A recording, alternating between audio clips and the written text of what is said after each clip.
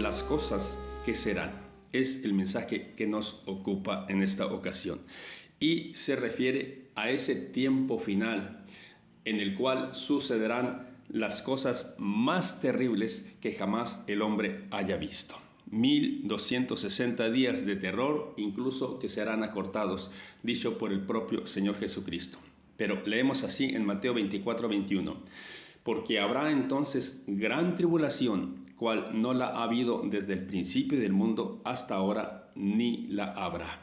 Entonces aquí por el propio Señor Jesucristo se está describiendo ese tiempo final cuando serán todas estas cosas o se manifestarán todas estas famosas señales de la segunda venida de Jesucristo que muchos predican que las estamos viendo en nuestros días. No tienen ni idea de lo que están diciendo.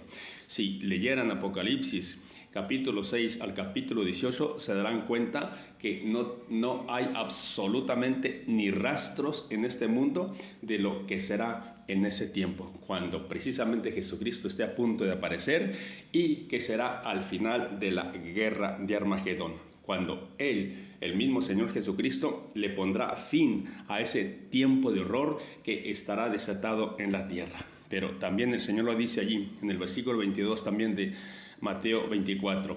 Y si aquellos días no fuesen acortados, nadie sería salvo. Mas por causa de los escogidos, aquellos días serán acortados. Nadie podría sobrevivir si Jesucristo no pone fin a ese tiempo terrible de gran tribulación. El profeta Jeremías lo expresa de una forma muy particular diciendo: ¡ah, cuán grande es aquel día! Tiempo de angustia para Jacob, pero de ella será librado. También el profeta Sofonías lo dice de una manera muy interesante: gritará allí el valiente. Y Jeremías también hace esa observación, que el hombre valiente será como mujer que está de parto. Es un día terrible, es un tiempo, no, porque no es un día de 24 horas, sino que es un tiempo determinado en el cual la ira de Dios se estará derramando sobre los hombres en la tierra, sobre todos aquellos que hoy rechazan el amor de la verdad para ser salvos. Eso lo vemos claramente en Apocalipsis. Desde el capítulo 6 se empieza a derramar esa ira y por todo libro corre esa manifestación de la ira de Dios cayendo sobre todos los impíos que se han rebelado en su contra. Ese es el tiempo que tenemos en esas cosas que serán al final de este tiempo. Cuando Armagedón llegue, cuando esa guerra llegue y que Jesucristo aparezca para poner fin a ese tiempo de horror, dice la Biblia claramente en Apocalipsis 14 que correrá un río de sangre por 320 kilómetros. Esa es la realidad del tiempo cuando el Señor se manifestará por segunda ocasión. No hay manera de errar, está claramente escrito en su palabra.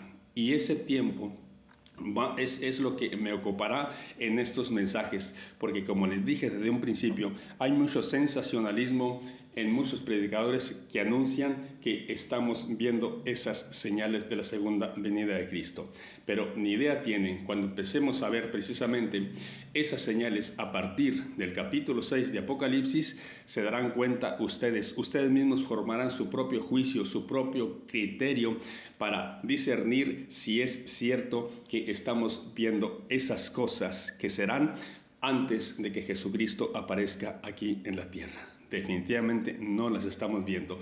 Estamos muy lejos de ver esas señales que anuncian su segunda venida. Pero otra cosa es el arrebatamiento. Ese puede suceder en cualquier momento, porque no tiene que suceder nada absolutamente para que nosotros seamos arrebatados al cielo. Cuando ese día llegue, cuando esa trompeta suene, nosotros iremos a la presencia del Señor, como te lo voy a mostrar más adelante. Pero aquí yo te voy a mostrar que después de Armagedón sí seguirán otras cosas, sucederán otras cosas, pero yo me terminaré esta serie de estudios hasta el punto de Armagedón, cuando Cristo viene por segunda ocasión. Y después de eso, por supuesto, vemos que el Señor se sentará en su trono de gloria juzgará a las naciones, establecerá su reino glorioso en la tierra por 1000 años. Al final de ese reino de 1000 años, una nueva rebelión y la última que acontecerá en esta tierra por parte de los hombres se llevará a cabo una vez más en contra de Cristo, en contra de su pueblo Israel. Pero ya vemos que en esa última rebelión al final de los 1000 años, Dios envía fuego del cielo y los consume. De allí son llevados directamente al gran trono blanco, donde serán juzgados, condenados, porque todos serán hallados culpables y serán arrojados al lago de fuego que arde con azufre. Luego, después de eso, el reino glorioso, el estado eterno, donde mora la justicia, como dice precisamente segunda epístola de Pedro 3:13. Pero nosotros esperamos, según sus promesas, cielos nuevos y tierra nueva, en los cuales mora la justicia. Allí nosotros estaremos en la presencia del Señor por una eternidad, disfrutando de ese maravilloso mundo que lo describe de una forma muy resumida, Apocalipsis 21:4, donde dice: enjugará Dios toda lágrima de los ojos de ellos, y ya no habrá muerte, ni habrá más llanto, ni clamor, ni dolor, porque las primeras cosas pasaron. ¿Te imaginas un mundo glorioso donde no habrá muerte, que es lo que más nos hace llorar? Ya no tendremos nosotros ningún dolor, ningún clamor, nada. Todo pasó, las primeras cosas pasaron. Ahora reinaremos por una eternidad con el Señor Jesucristo. Esa es la promesa que tenemos todos los que hoy confiamos en Jesucristo. Pero ese es tema para otra ocasión. Volvámonos ahora a lo que nos ocupa, las cosas que serán, las señales de la segunda venida de Cristo, que es un tiempo de terror cual nunca se ha visto sobre la tierra. En palabras del mismo Señor Jesucristo, como ya tú lo has visto de una manera clara. Entonces, yo para seguir con este estudio, y como les dije en el mensaje pasado, hay una clara indicación de que la iglesia no pasará por ese tiempo de horror que se ha de manifestar en esos últimos días, 1260 días para ser exactos, como dice allí la palabra en capítulo 12 y 13 de Apocalipsis. Pero que en palabra del Señor Jesucristo, allá en Mateo 24:22, dice que esos días serán acortados por causa de los escogidos. Porque si así no fuera, si Jesucristo no viene por segunda ocasión y pone fin a ese tiempo de horror, entonces todos morirían. Todos morirían por esa persecución infernal que desatará el anticristo y el falso profeta. Pero por encima de esa persecución que será diabólica y fiera está Dios, porque Dios dirige todo ese tiempo. Así como en el tiempo del diluvio, dice el Salmo 29, que todo era caos, pero Dios se sentaba en su trono y presidía el diluvio. Ese caos aparente Dios lo estaba dirigiendo, Él lo provocó para traer juicio sobre todos los rebeldes que rechazaron precisamente el mensaje que Dios les llevó a través de Noé. Así será en este tiempo del fin. Dios traerá esa gran tribulación cual nunca ha habido ni la habrá hasta ahora, para que el mundo sea juzgado por su rebelión en contra de Dios. Eso así lo vemos claramente en la palabra de Dios. ¿Que será una persecución? Sí, por supuesto que será una gran persecución por el falso profeta y el anticristo, que decapitarán a todos aquellos que se niegan a recibir esa marca y a todos aquellos que confiesen a Jesucristo como su Señor y Salvador. Pero por encima de esos juicios, de esos seres diabólicos que estarán gobernando el mundo, por supuesto que está Dios dirigiendo todo ese tiempo que Él dijo que va a suceder. De antemano lo dijo y así va a ser, tal y como está escrito. No hay la menor duda al respecto. Pero la iglesia, hay buenas noticias, alabado sea el Señor, la iglesia no pasará por ese tiempo. Por supuesto que hay personas que dicen, hay predicadores que afirman que la iglesia pasará por ese tiempo. Pero bueno, aquí las personas tienen que decidir a quién creerle.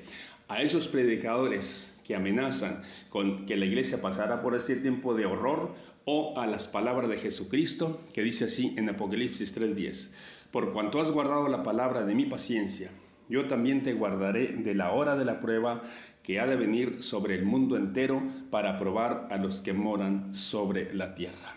Esa hora de la prueba será precisamente cuando la ira de Dios se estará desatando aquí sobre todos los moradores de la tierra, para que sean juzgados, condenados todos aquellos que hoy rechazan la salvación de Dios.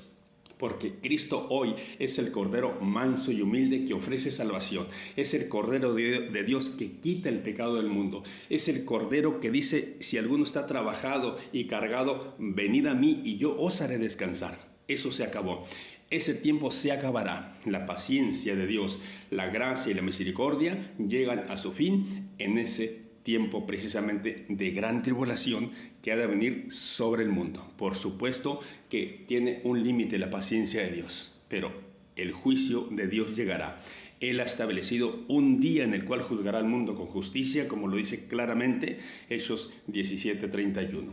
Pero en ese tiempo de horror, la iglesia no estará aquí en este mundo, a pesar de que muchos afirman que sí estará.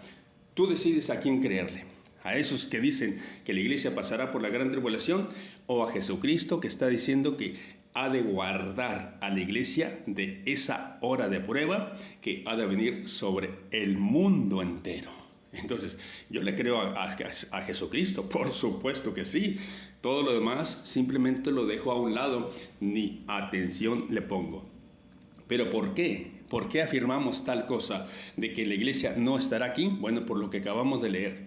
Pero la promesa a la iglesia de la Odisea es que se sentará en el trono del cielo juntamente con él, como dice precisamente allá en el versículo 21 del capítulo 3 también de Apocalipsis. Al que venciere, eso se refiere a todos aquellos que estamos en Cristo, al que venciere le daré que se siente conmigo en mi trono, así como yo he vencido y me he sentado con mi Padre en su trono. Entonces, esta promesa final a la iglesia es que se sentará en tronos, y es exactamente lo que vemos a partir del capítulo 4. Dice así Juan: después de esto miré, y he aquí una puerta abierta en el cielo, y la primera voz que oí como de trompeta hablando conmigo dijo: sube acá, y yo te mostraré las cosas que sucederán después de estas. Y luego el 2 dice: y al instante yo estaba en el Espíritu. Y cuando Juan estaba al instante en el Espíritu, cuando entró por esa puerta abierta en el cielo, él vio algo maravilloso, majestuoso. Vio el trono de Dios y al Señor Jesucristo sentado en él. La descripción que él hace, tú la puedes ver en todo este capítulo 4 de Apocalipsis.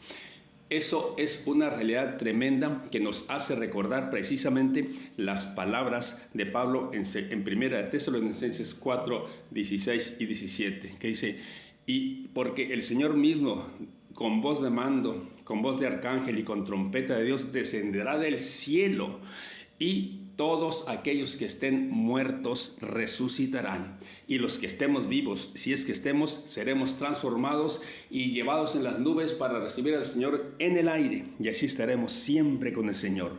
Por tanto dice: alentaos los unos a los otros con estas palabras. Luego también leemos allá en Primera a los Corintios capítulo 15, versículos 51 y 52, las mismas palabras. Dice así Pablo: he aquí os digo un misterio, no todos dormiremos, pero todos seremos transformados en un momento, en un abrir y cerrar de ojos, a la final trompeta, porque se tocará la trompeta y los muertos serán resucitados incorruptibles, y nosotros seremos transformados. Esa es la promesa que todos los que confiamos en Jesucristo estamos esperando. Y lo que Juan escuchó allí en capítulo 4, en el versículo 1, es exactamente esa voz que habló con él al principio en el capítulo 1, que era como de trompeta. Por eso dice: Después de esto miré y he aquí una puerta abierta en el cielo, y la primera voz que oí como de trompeta, se está refiriendo al capítulo 1, cuando Jesucristo se le aparece y habla con él y le dice que escriba las cosas que ha visto, que se refiere a esa visión, las cosas que son, que se refiere al establecimiento de la iglesia sobre la tierra, y a las cosas que serán después de estas, que se refiere a ese tiempo terrible de tribulación, de las señales de la segunda venida de Cristo, de las cuales yo te estoy hablando y te hablaré en el transcurso de estos estudios. Entonces, esa voz como de trompeta le dijo: sube acá, y así nosotros subiremos.